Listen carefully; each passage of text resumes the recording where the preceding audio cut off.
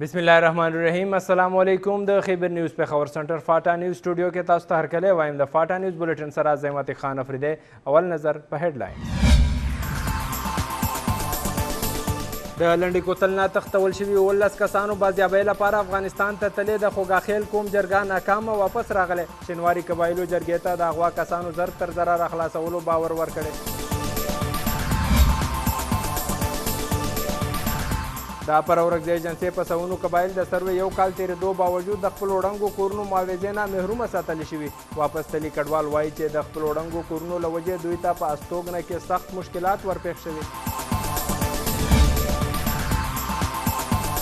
د شمالي وزیرستان پولیټیکل انتظامیې په ټوله ایجنسي کې د باقاعده اجازتنامې نه بغیر په سیاسي جلسو او جلوسونو سختۍ سره بندیز لګولی.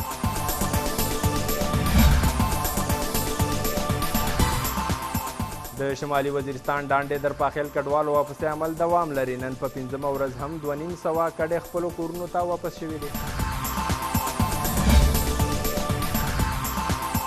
د خیبر ایجنسۍ پاک افغان پولې تورخم اخیري کلی په سدخیل دی جدید دور کې هم د ژوند بنیادي سهولیاتو نه محرومه دی. د کلي استوګن وایي چې حکومت پې زر تر زره د دوی ستونزې ختمې کړي. او باجوړ ایجنسۍ کې د الفاټا فورم ځوانانو د یو خبري غونډې په وخت ویلي دي چې ډېر ژر به دوی د ټولو سیاسي ګوندونو مشرانو سره د فاټا اصلاحاتو په لړ کې جرګه کوي. دوی دا هم وایي چې د مولانا فضل الرحمن او محمود خان اچکزي سره به هم دې لړ کې لیدل کاتل کیږي. د هیډلاینز نه تاسو خبر شوي. اوس راځو تفصیلي خبرونو ته. د لنډې کوتل نه تښتول شوي 19 کسانو بازیابۍ لپاره افغانستان ته تللې د خوګاخیل قوم جرګه ناکامۍ سره واپس راغلی. شینواري قبایلو جرګې ته د اغوا کسانو زر تر زره راخلاصولو باور ورکړی. د لنډې کوتل انځر نو سیمې نه 8 ورځې وړاندې د ټوپک په زور د پولې پورې غاړې تښتول شوي کسانو درک لګولو مقصد دپاره د خوګاخیل قوم 15 کسیزه جرګه 2 ورځې مخکې افغانستان ته تللې وه. جرګې د انځر نو سره نږدې افغانستان غاړې ته آباد شینواري قبایلو سره جرګې مرکې کړي دي، ولې د بې درکه کسانو په معامله کې هیڅ پیشرفت نه دی شوی او نه هم د کسانو څه درک لګېدلی. د خوګاخیل قوم جرګه واپس پاکستان ته راغلی. د جرګې ممبرانو ویلي چې که څو هم د اغوا کړي شوي کسانو څه پته نه ده لګېدلې، ولې بیا هم شینواري قبایلو باور راکړی چې د اغوا کړي شوي کسانو درک لګولو لپاره به خپل کوششونه جاري ساتي. بلخوا پولیټیکل انتظامیه هم ویلي چې په دغه معامله کې څه قسمه پرمختګ نه دی شوی، ولې د کسانو با حفاظته بازیابۍ لپاره به ټول وسایل په کار راوستلی شي.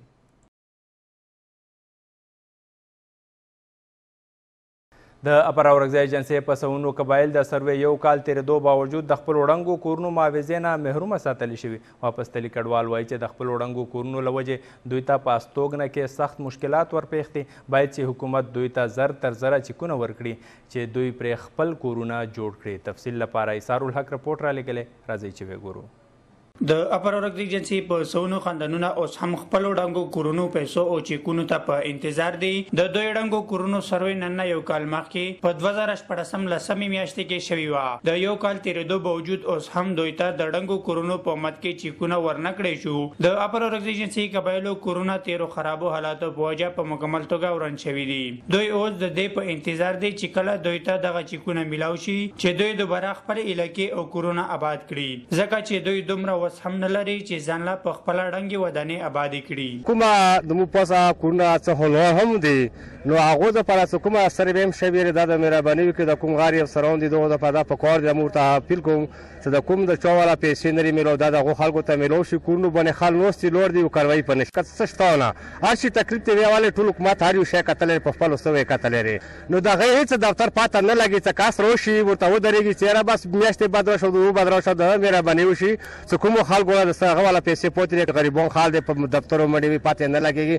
نو حق دی چې چا والا پاتې دی په خپل ځای ورته ولګېږي. او بل څه کوم کورونه مرونه ړنګ شوي دي دغه هېڅ په اندازې مو نه پوه شوي نو څه دا مو ازادۍ مو داسې بوځي چې مو د ملک آزاد کړو که بیا مو لیاره چې ایسارۍ واپس هم بیا راولي نو بیا خو دې نه ډېره ګرانه غوندې دی دې نه خو بیا مو ته دنه نه دنه ښارې بیا مو اندازې چې ښیو ته مو ونه لاندې مو که غرموي که څه وي مو خپل غرمه په دې ډول تېرو ورپورې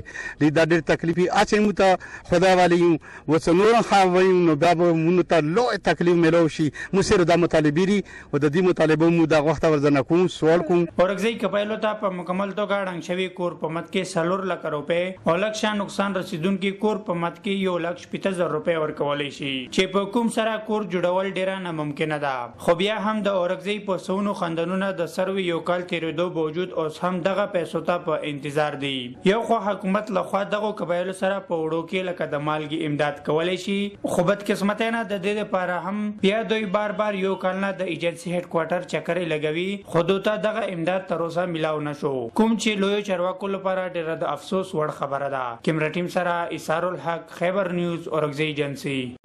د شمالي وزیرستان پولیټیکل انتظامیې په ټوله ایجنسي کې د باقاعده اجازتنامې نه بغیر په سیاسي جلسو او جلوسونو سختۍ سره بندیز لګولی. د پولیټیکل انتظامیې له لوري جاري شوي حکمنامې مطابق ټولې سیاسي پارټۍ او تنظیمونه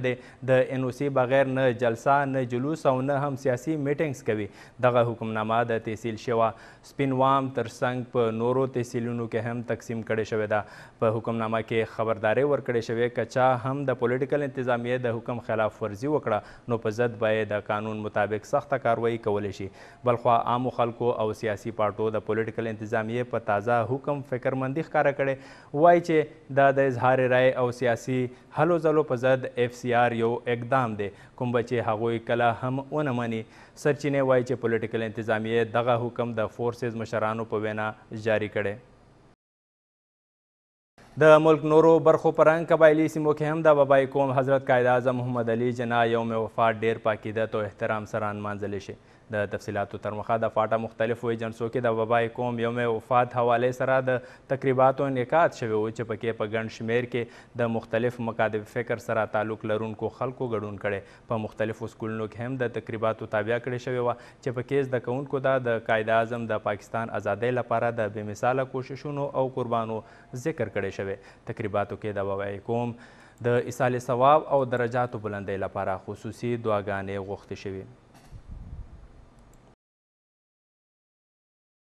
د شمالي وزیرستان ډانډې درپاخیل کډوالو پسې عمل دوام لري. نن په 5مه ورځ هم 2,500 کډې خپلو کورونو ته واپس شوي دي. د پولیټیکل انتظامیې لخوا ورکړي شوي معلوماتو له مخې د بنو بکاخیل کډوالو کیمپ نه نن په 5مه ورځ هم د ډانډې درپاخیل قبیلې 2,500 خاندانونه خپلو کورونو ته واپس کړي. FDMA وایي چې تر 19 سپتمبر بعد د بنو بکاخیل کډوالو کیمپ نه د سیدګي چیک پوسټ په لاره د ډانډې درپاخیل متاثرینو روزانه 2,500 خاندانونه خپلو سیمو ته واپس کوي. د FDMA چارواکو وینا ده او د 19 سپتمبر نه پس به د باقي پاتې کډوالو رجسټریشن منسوخ تصور کیږي او هغوی ته به د واپسې په وخت ورکړې کیدونکې مراعات هم نه ملاویږي. بلخوا ډانډې درپاخیل ته واپس تللي کډوالو تور لګوي چې کورونه یې لوټلي شوي او سامانونه ترې ټول وړلي شوي دي. د خیبر ایجنسۍ پاک افغان پولې تورخم اخیري کلی په سدخیل د جدید دور کې هم د ژوند بنیادي سهولیاتو نه محروم دی. د کلي استوګن وایي چې حکومت یې زر تر زره د دوی ستونزې ختمې کړي. مزید تفصیل لا کوي په دې لړ کې خپل همکار خلیل جبران. جی خلیل جبران، څه تفصیلات دي؟ جی بالکل، زه په دغه وخت کې په علاقه په سدخیل چې کوم د پاک افغان پولې اخیری کلی او تاریخي کلی یادېږي په هغه کې ولاړ یم. دغه علاقې چې کومې بنیادي ستونزې ډېرې زیاتې دي ځکه چې که دلته د اوبو مسله وګورې، که د تعلیم مسله وګورې، که د صحت مسله وګورې او که مته چې روډونه وګورې، ټول هر څه کنډې کپرې بالکل مثال پیش کوي. په دغه حواله سره موږ د دغه علاقې د ځوانانو سره خبرې کوو چې هغه درد خو لري او ډېر زیات محسوسوي دا کمای چې مطلب چې احساس محرومیت طرف ته لکه روان دي، خو بیا هم مطلب چې خپل आवाज پورته کوي د حکومت نه بار بار دغه مطالبه کوي چې په کار دی چې د پاک افغان پولې اخیری کلی اول خان کلی او په سدخیلو ته راشي او مطلب چې دلته ترقې کارونه وکړي. ډېر زیات خواهشمند دي. موږ به سره خبرې کوو چې هغه په دې حواله سره څه جی. السلام علیکم خالد جبران، موږ خو ستاسو ډېره شکریا ادا کوو چې په دې سخت وخت کې ستاسو موږ پوښتنه وکړه او راله او الله تعالی دې اجر ورکړه. مسایل خو موږ ته ډېر زیات دي، خو چې کوم ډېر ضروري مسایل دي که نه په هغې باندې چې حکومت غور وکړه که نه نو زموږ علاقې ته به ډېره اساني پیدا شي. ټول اول خبره خو زموږ دا ټوله غریزه علاقه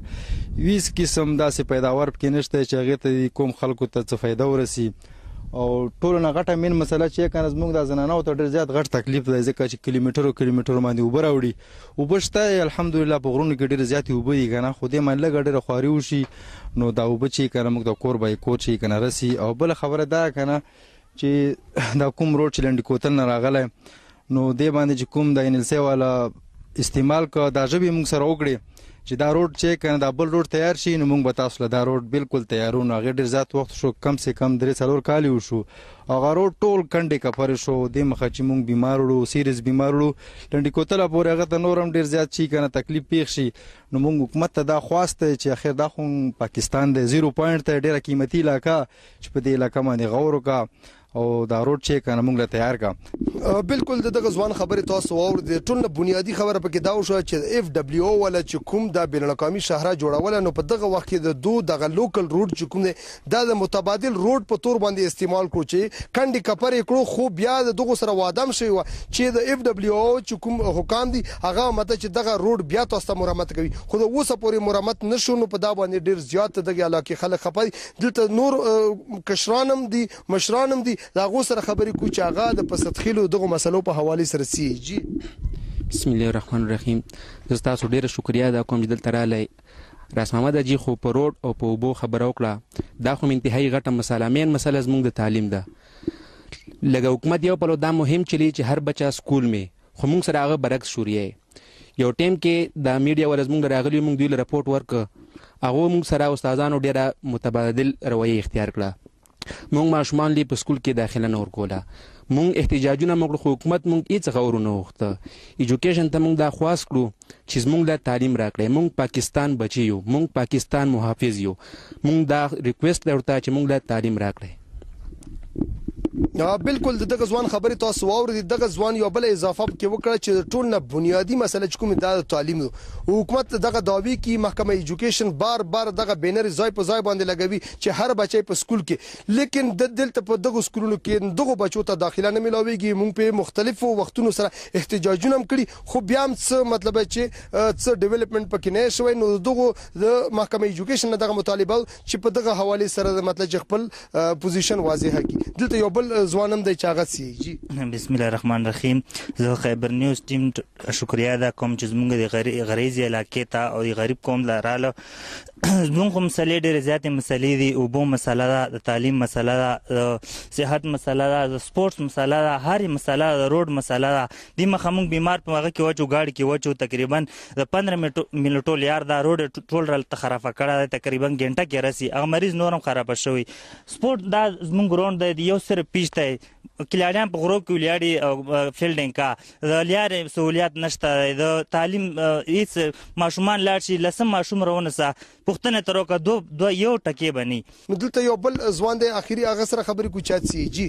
اعوذ بالله من الشیطان الرجیم بسم الله الرحمن ټول نو ورغه خیبر نیوز ډیر شکرګزار یم چې دوی رااله موږ د مسلې خلکو ته په ګوته کړې مسلې بعضی لا کول خلک لاړ شي چې موږ ته ګرون نشته موږ ته سیر سپاټې ځای نه نشته موږ ته سویمینګ نشته موږ علاقې کې بوټي نشته موږ ته مسلې موږ سیل سپاټو ځای نه غواړو چې نه موږ ته کار د روډ به حل کړي شي موږ د سکول سیستم ډیر زیات خراب پیدا وکړي شي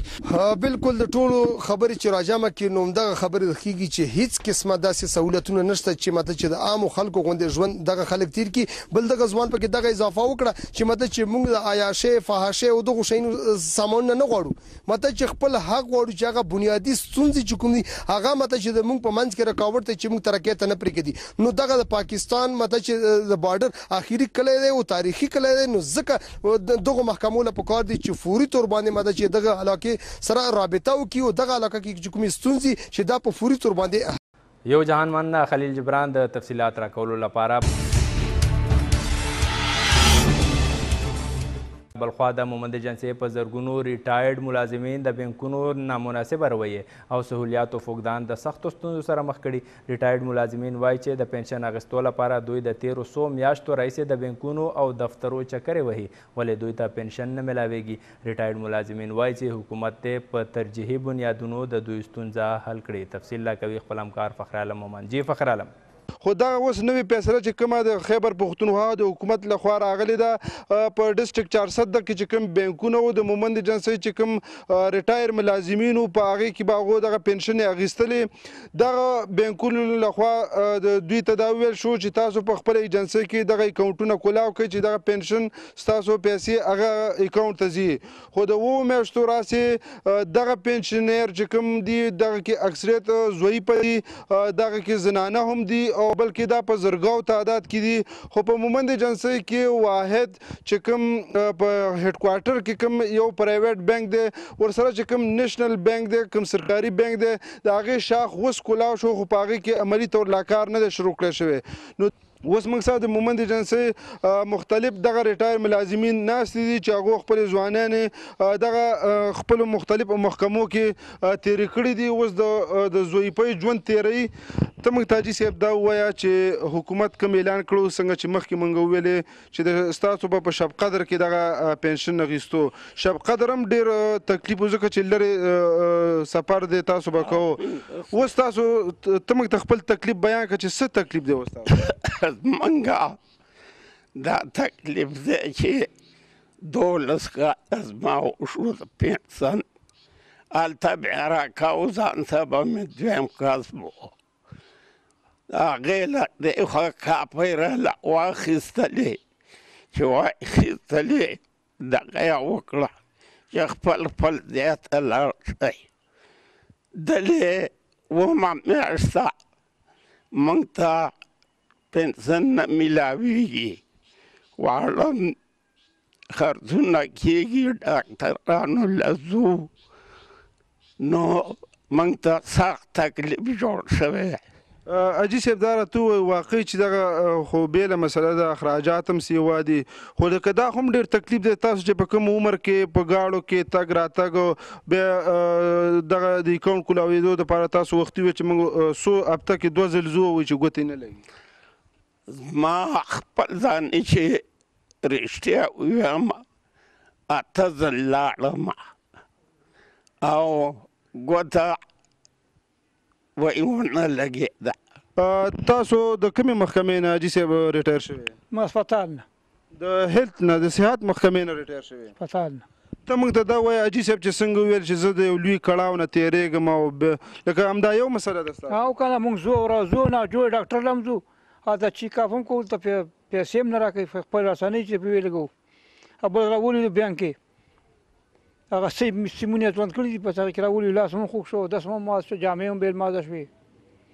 کوم کنډتارې چې لګولې په هغې کې راولي دي دا پولیس سره ولاړې بس څوک نه پرېږدي ګوتې نه لګي وایي که هغه شی خراب ده ګوته چې پرې لګي هغه شی خراب دی نو دلته خو نیشنل بانک بلډینګ هم تیار دی بورډونه هم لګولي دي افسران هم ځي راځي چې موږ کولاوو اوسه پورې هغو کولاو نه کوو کابینه دې راولي که نه کابینه خو شته که نه شی دې هم ګوتې لګولو شی هم راوړي پاکستان داسې غریب شي ګوتې نشي اخیستی څه مطالبه کوو مطالبه دا چې بس موږ د خپل پنشن راکوي موږ ناجوړې ډاکټران له ځو قربانۍ هم ونه کړو هر څه ګډوډ شو پاکستان دی لکه د شب قدر بانک نه هم رابیخي کړی دلته هم اکاونټ هغې نه هم رابیخي کړی دلته هم کار نه کېږي نو بیا به همداسې کور ته رالو څه به هم کړی حکومتونو نو لکه دا هم حکومت ته څه سخته نه ده چې لکه ټول پنشنر چې کوم دي زوی په دي چې دوی ته کور په کور میلاوېږي زه یې وایم که نه نو دا خو حکومت ته څه سخته نه ده ټول پنشنر چې کوم دي زموږ نه زیات زوی په دي هغوی ته هم نه میلاوېږي او موږ ته هم نه میلاوېږي او موږ 100,000 روپۍ براخونو له قرض کړلي ځکه چې د پنسن روپۍ را نشي موږ خو سازولی روپۍ نشو په خپله موږ پنسن نشته دی حکومت یا خو هغه زړه طریقه به حال کړي یا چې کوم دلته په غلنۍ کې نیشنل بانک دی په د هغې بلډینګ هم تیار شوی دی هغې له سټاف هم رالیږلی شوی دی خو څو میاشتې تېرې شوې د هغې باوجود په هغې کې عملي کار شروع نه کړی شو بل طرف ته دوی دا مطالبه کوي چې حکومت ته دا هیڅ قسمه ناممکنه خبره نه ده چې هر پنشنر ته په کور په دورشل باندې دغه پنشن میلاویږي نو هغو به دغه کړاو نه تېرېږي او هغو په اسانه به ورته دغه پنشن میلاویږي او هغو به خپل دغه د ډاکټر او دغه د دوایانو ضرورتونه پوره کوي جی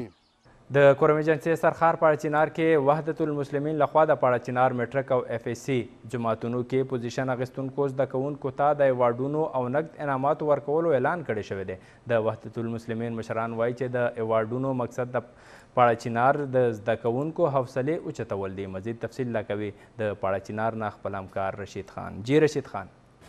جی بالکل که څنګه تاسو ته پته دی څه کورم ایجنسۍ سرخار پاړه چنار په تعلیمي پرمختګ کې د ټولو قبایلي سیمو نه مخکې دی. همدغه شان نن په پاړه چنار پریس کلب کې د مجلس وحدت المسلمین لخوا هغو ماشومانو لپاره یوه دستوره جوړه کړې ده چې هغوی په دې کال کې چې کوم په مختلفو سکولونو کې هغوی فرست سیکنډ تھرډ چې کوم پوزیشن اخیستی دی هغوی لپاره د ایوارډ ورکولو اعلان کړی دی. په هغه کې بریلینټ کالج پاړه چنار کوکسار پبلک سکول او اسلامیه گرز سکول اینډ کالج او علامه اقبال سکول دغو ماشومانو په دې کې پوزیشن یې اخیستی دي. د وخت ما سره ماهر تعلیم د کورم ایجنسۍ چې د تعارف محتاج نه دی سجاد صاحب دوی نه پوښتنې کوو چې آیا دوی په تعلیمي پرمختګ کې د پاړه چنار طالب علمانو لپاره څومره هلې ځلې لري. بسم الله الرحمن الرحیم. د استاد حیثیت سره ما دا ذمہ داری دی، ما دا فرض دی چې تعلیم خدمت وکړو، تعلیم لپاره څه کیدای شي هغه وکړو او کوو لګیا یو ورسره ما د الله رباره څه کوم وروڼه دي نورو سکولو کې هغوی هم خپله طرف نه لګیا دي، هغه کوي کوشش کوي. خو ما په خپله څه کومه دی دا ایمان دی، زه په دغې خبرې باندې ایمان ساتم چې فیر امتحان که شوی وي هغه فیر شوی وي او که چا پوزیشن هولډر وي هغه فیر وي. زه 100% په دغې خبرې باندې شور نه یم چې دا ایتا پوزیشن خستلی کې به ټوټلی ایتا ایبیلیټي شامله وي که څه نقل باور کې شامل وي. خو زه دا د سره وعده کوم چې که اف ایس سی ایگزام نه بعد په انټي ټیسټ کې که تو انټي ټیسټ کوالیفای کړو میډیکل کالج کې سیده ته میلاو شو نو ما د سره دا وعده دی چې د سکول پرایز نه علاوه زه خپله طرف نه هم انعام در کوم. ټولې نه اول خو زه په دې شي باندې ډېر زیات خوشحال یم چې زه د بریلیانټ ګروپ اف کالج پاړه چنار کیمپس مطلب د ټیم ورک حصه یم. او بل دا مطلب 2000 بیچ کې مونږ د بریلیانټ کالج نه 3 ټپرون کورم ایجنسۍ ته ور کړل او آینده به هم مونږ کوشش کوو چې مطلب د نه زیات مطلب مونږ کارکردګي شو کو. مجلس وحدت المسلمین پاړه چنار کورم ایجنسۍ طرف نه نن کوم پروګرام انعقاد شوی دا د مو د کورم ایجنسۍ د ټیلنټ کادر و. مو مقصد دا دی چې دغه ایجنسۍ کې مو د تعلیم کادر وکړو، مو د علم کادر وکړو، نو هغه مقابله کوو چې پاکستان به مو تعلیم یافته پاکستان اور سوشل پاکستان به مختار ولو. جی تاسو د دوی خبرې واورېدې. دوی وایي چې که چیرې موږ په سیمه کې امن رولو، امن غواړو، شانتي غواړو، خوشحالي غواړو، نو هغه به صرف د هغه مقابله به مو تعلیم سره کوو. انشاءالله د دوی د ماهرې چې کوم د تعلیم پرمختګ کې چې دوی څومره هلې ځلې کوي یقینا د پاړه چنار تعلیم چا نه هم پټ نه دی. انشاءالله همدغه معمارانې قوم چې کوم دي هغه به د دهشتګردۍ مخنیوي لپاره یو داسې کردار په خپل سیمه کې لوبوي چې هغه به دنیا لپاره یو مثال وي. ډیره مننه رشید خان چې تاسو تفصیلات راکړه. روح کوو د باجوړ چرته چې باجوړ ایجنسۍ کې د آل فاټا فورم ځوانانو د یو خبري غونډې په وخت ویلي دي چې ډیر زر به دوی د ټول سیاسي ګوندونو مشرانو سره د فاټا اصلاحاتو په لړ کې جرګه کوي. دوی دا هم وایي چې د مولانا فضل الرحمن او محمود خان اچکزي سره به هم دې لړ کې لیدل کتل کیږي چې دوی هم د فاټا په اصلاحاتو اتفاق وکړي. تفصیل لا کوي خپل همکار زاهد جان. جی زاهد جان څه تفصیلات به راکوئ؟ جی بالکل د فاټا سټوډنټس فورم لخوا دغه خبري غونډه شوې ده. یو ځل بیا دغه هلکان چې دغه یو شوي دي او د حکومت نه دغه شانته کې د واکمنو نه دغه غوښتنې کړي چې د اف سی آر کومه مسله روانه ده. دوی وایي چې نه موږ رواج اکټ منو، نه کوم نگران سیټ اپ منو، موږ د پاکستان آئین غواړو، موږ د پاکستان قانون غواړو. په دې اړه باندې زما سره دغه سټوډنټس چې کوم فورم دی دغه هلکان ولاړ دي، نورې پوښتنې د هغوی نه کوو چې هغوی څه تاثرات دي. موږ څه خلک داسې دی چې هر سړی په خپل لګیا شوی منډه تر لوي لګیا شوی څوک پروټیسټ کوي څوک پریس کانفرنس کوي او څوک جرګې کوي څوک مرکې کوي خو ځان لګي کنه موږ چې خلک موږ یو پلیټ فارم ته راولو او په یو ځای باندې کینو یو جرګه وکړو چې موږ د فاټا مستقبل ډیسایډ کړو په دې کې به زموږ سره کوم د FCR مخالفت کوي فضل الرحمن د سکزین دی او قبایلی ملکانان دي دا هم زموږ سره مرګري دا هم زموږ سره ناس به جرګه کې هغه بزانه فینلی یوت به پکې وکلا به پکې سوشل اکټیویست پکې دي د فاټا چې څم خلک دي او د پارټي چې کوم لیډران دي هغه ټول به کې ناس یو موږ متفقه د فاټا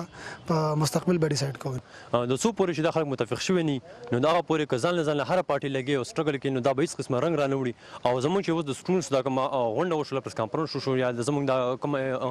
ال پارټیز کانفرنس هغه جرګه غواړو د دې مقصد هم دغه دی چې موږ دا ټول خلک راجمع کوو د اوسه پورې زموږ څخه کوم ټوپی ډرامه روانه ده د دې موږ عملی شکل ورکو چې موږ ته فائنل جواب ملو شي چې د اوسه پورې موږ څومره سفر کیږو یو خپل خو موږ دوکه کیږو په یو چغه باندې په بل چغه باندې په رواج اکټ باندې وغیرہ وغیرہ نو موږ اوس غواړو چې نور زموږ ټیم خراب نشي او نور موږ سفر نشو او چې کوم عملی شکل چې موږ ورکو او دا ټول چې څومره سیاسي ګوندونه دي د متفق کو په یو ځای باندې کینو او موږ ته فائنل ریپورت ملو شي ختم شوی موږ په خپل مټیان خوړلې ټول با جوړ مټیان خوړلې اسلام آباد کې زموږ MNA ګانو تقسیم کړي دا اوسنۍ غونډه بیا د سره یره جی اصل کې د فاټا چې کوم خلک دي کنه یا ډیر سادهګان دي یا نفوه یا سیاسي میچور نه دي صرف په مونږ باندې امینګان چې کوم دي ډول فیسینګ کوي دوغله پالیسی روانه ده الته کې قوم یو شانتي دوکه کوي الته کې په اسمبلی کې په دغه کې بل شانتي خبره کوي دا رواج اکټ مونږ ریجیکټ کړي دي یوت ریجیکټ کړي سونه سیاسي پارټي چې دی غوړي کړي دي مونږ صرف پاکستان کنسټیټیوشن 1973 غواړو چې څنګه په پاکستان کې دا آئین دی دا په مونږ باندې امپلیمنٹ کی مونږ دغه غواړو نور مونږ هیڅ رواج نه غواړو ان شاء الله تعالی د دې لپاره مونږ یو ګرانډ جرګه غوښتي د اسلام آباد کې ان شاء الله زمونږ ډیر زر ګرانډ جرګي د فاټا سټوډنټ فورم پاکستان ان شاء الله پاغه کې به ټول سیاسي ګوندونه می او پاغه کې به د یوت می پاغه کې به مختلف فدریشن ان شاء الله تعالی دا موږ په ټول په یو پلیټ فارم باندې راولو پاغه کې به ان شاء الله تعالی مولانا فضل الرحمن مې اچګزه سي به موږ ټول په یو پلیټ فارم باندې کینو یو خبره به جوړ شي کوم ځان ځان پروټیسټ کو نو اټ مې چې دا د دې اوټفوټ شته دی نو جی بالکل څنګه چې تاسو ته معلومه ده د قبایلو په اړه باندې بار دغه سیاسي خلک را پاسيږي جلسې کېږي په پاټا اصلاحاتو په اړه باندې مټیان هم تقسیم کړي شوی چې فاټا اصلاحات شو قبایل چې دي د خیبر پښتونخوا کې زم کړل شو خو په باجوړ ایجنسی بشمول په نور قبایلی علاقو کې هم تش د خپل مفاد لپاره دغه فاټا اصلاحات چې دي هغه استعمالول شي او تر دې د قبایلی ولس چې دي هغه د انساني حقوقونو محروم دي د پاکستان د آئین نه محروم دي یو ځل بیا دغه د فاټا سټوډنټس فورم الکان چې دي هغه را پاسېدل دي او د دوی دغه هڅې دي چې کم سیاسي خلک دي د هغوی په خپل منځ کې اختلافات دي هر سیاسي پارټي ځان له احتجاجونه کوي هر سیاسي پارټي چې دا هغه په دغه باندې خپل یو نوم کوي خپل یو کریډټ پیخلي دوی را یو شوي دي او د دوی دغه کوشش دی چې څومره سیاسي مشران دي هغه موږ را یو کو او دغه خبره باندې هغوی متفق کو چې فاټا اصلاحات وشي قبایل چې دي دا هم په خیبر پښتونخوا کې زم کړلی شي او دلته هم ترقي راشي یو جهان من زاهد جان د مکمل تفصیل لا کولو لپاره کور مودان